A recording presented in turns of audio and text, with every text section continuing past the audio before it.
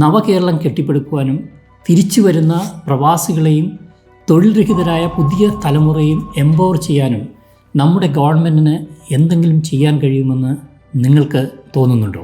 ഓരോ വർഷങ്ങൾ കഴിയുമ്പോഴും കടബാധ്യതയും വളരെ ആശാവഹമല്ലാത്ത വളർച്ചാ നിരക്കും കാണിക്കുന്ന മാറി മാറി വരുന്ന ഓരോ ഗവൺമെൻറ്റിനെയും മാനേജ് ചെയ്യുന്നതിന് എന്തെല്ലാം ഗവൺമെൻറ് മെക്കാനിസവും ഹൈറാർക്കി സംവിധാനങ്ങളുമാണ് നമുക്കുള്ളതെന്ന് നോക്കാം. ഇനി പറയുന്ന കാര്യങ്ങൾ അക്ഷരാർത്ഥത്തിൽ നമ്മളെ അത്ഭുതപ്പെടുത്തുന്ന കാര്യങ്ങളാണ്. 5,45,423 permanent state government employees, 21 ministers, 44 secretariat departments, 126 IAS officers. എന്നാൽ 2.19 ലക്ഷം കോടി രൂപ അയക്കുന്ന പ്രവാസി മലയാളികളോട് എത്രമാത്രം നിർഭാഗ്യകരമായ അനാസ്ഥയാണ് ഗവൺമെൻറ് കാണിക്കുന്നതെന്ന് നോക്കാം. പ്രവാസി മലയാളികൾക്കായി ഫുൾ ടൈം ഡെഡിക്കേറ്റഡ് ആയിട്ടുള്ള ഒരു മിനിസ്റ്ററോ ഒരു ഡിപ്പാർട്ട്മെൻറ്റോ ഇല്ല.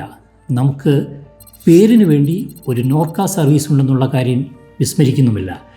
നോർക്കയുടെ കണക്കെടുത്താൽ ഓരോ വർഷവും 2 ലക്ഷം കോടിക്ക് മുകളിൽ കേരളത്തിൻ്റെ എക്കോണമിയിലേക്ക് കോൺട്രിബ്യൂട്ട് ചെയ്യുന്ന NRK കമ്മ്യൂണിറ്റിയുടെ വെൽഫെയറിന് വേണ്ടി നോർക്കയുടെ സംഭാവന തുച്ഛമായ 117 കോടി രൂപ മാത്രമാണ്.